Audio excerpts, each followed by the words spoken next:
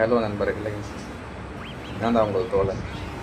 இன்றைக்கி ஒரு சின்ன குட்டி கதை என்னென்னு பார்த்தீங்கன்னா, இந்த இயற்கையை பற்றின கதைகள் தான். நம்ம குட்டியே சொன்ன மாதிரி இந்த வீடியோ வாயிலாக உங்களுக்கு ஒரு குட்டி குட்டி கதை சொல்ல போகிறேன். இந்த கதை வந்து இயற்கை சம்மந்தமாகவும் என்னுடைய அனுபவம் சம்மந்தமாகவும் தான் இருக்கும்னு உங்களுக்கு சொல்லியிருந்தேன் இல்லையா? ஸோ அதுக்காக இன்றைக்கி ஒரு குட்டி கதைக்குள்ளே போகலாமா? இந்த இயற்கை வந்து நமக்கு எல்லாமே கொடுக்கும் அப்படிங்கிறது பெரியவங்களுடைய வார்த்தைகள். எப்படின்னா, உணவாக இருக்கட்டும், இல்லை நமக்கு தேவையாக இருக்கிற பணம், வசதி எல்லாமே இந்த இயற்கை தான் கொடுக்குது. ஏன் அப்படின்னு சொன்னோம்னா, பஞ்சபூதங்கள் அப்படின்னு சொல்கிறோம்ல, அது உங்களுக்கு தெரியும். ஸோ அது மூலமாக நமக்கு கிடைக்கக்கூடிய இந்த நிலம், நீர், காற்று, இது மூலமாக நம்ம வந்து விவசாயம் பண்ணுறோம்.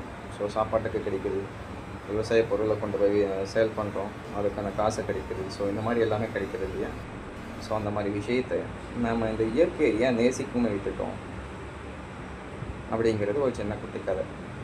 நம்ம வந்து கொஞ்ச நேரம் உட்காந்து யோசிச்சு பார்த்தாவே நமக்கு நல்லா தெரியும். இந்த இயற்கையினால தான் நம்ம இன்றைக்கி இங்கே வந்திருக்கோம். ஸோ வந்த இயற்கை, அதாவது நம்ம எதன் மூலமாக வந்தோமோ அந்த இயற்கையை நம்ம மறந்துட்டு நம்ம வேறு ஒரு விஷயத்தை தேடி ஓடிட்டுருக்கோம். நிஜம்தானே? ஸோ அந்த இயற்கையை நேசிங்க, கண்டிப்பாக நமக்கு எல்லாமே கொடுக்கும். ஒரு 5 நிமிஷம் உட்காந்து யோசிச்சு பாருங்களேன். இந்த இயற்கையை பற்றின யோசனைகள் உங்கள் மைண்டில் கொண்டு வந்து பாருங்களேன். இந்த இயற்கைக்கான ஒரு ஊடகம் என்ன, அந்த வளிமண்டலத்துக்குரிய சக்தி என்ன? ஸோ அந்த மாதிரி விஷயங்கள் எல்லாம் நம்ம மைண்டுக்குள்ளே தோண ஆரம்பிக்கும். நம்ம ஏன் இத்தனை வருஷமாக இது நம்ம யோசிக்கவே இல்லை? நம்ம இந்த பிரபஞ்சத்தை பற்றி யோசிக்காமல், இந்த காடு மலைகள் இதை பற்றி யோசிக்காமல், நேச்சுரலான மரம் செடி கொடிகளை பற்றி யோசிக்காமல், நம்ம காசை பற்றி மட்டும் யோசித்து ஓடிட்டுருக்கோமே. எப்போ பார்த்தாலும் காசு காசு காசுன்னு ஓடிட்டு இருந்தால் நம்மளுடைய உடல்நிலை என்ன ஆகும்? நம்மளுடைய மனநிலை என்ன ஆகும்? நீங்களே கொஞ்சம் யோசிச்சு பாருங்களேன். உங்களை பற்றியும் யோசிங்க, இயற்கையை பற்றியும் கண்டிப்பாக யோசிங்க. பாய். ஹலோ நண்பர்களே, நான் தான் உங்கள் தோழன்.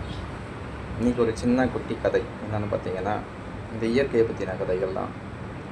நம்ம குட்டியே சொன்ன மாதிரி இந்த வீடியோ வாயிலாக உங்களுக்கு ஒரு குட்டி குட்டி கதை சொல்ல போகிறேன். அந்த கதை வந்து இயற்கை சம்மந்தமாகவும் என்னுடைய அனுபவம் சம்மந்தமாகவும் தான் இருக்கும்னு உங்களுக்கு சொல்லியிருந்தேன் இல்லையா? ஸோ அதுக்காக இன்றைக்கி ஒரு குட்டி கதைக்குள்ளே போகலாமா? இந்த இயற்கை வந்து நமக்கு எல்லாமே கொடுக்கும் அப்படிங்கிறது பெரியவங்களுடைய வார்த்தைகள். எப்படின்னா, உணவாக இருக்கட்டும், இல்லை நமக்கு தேவையாக இருக்கிற பணம், வசதி எல்லாமே இந்த இயற்கை தான் கொடுக்குது. ஏன் அப்படின்னு சொன்னோம்னா,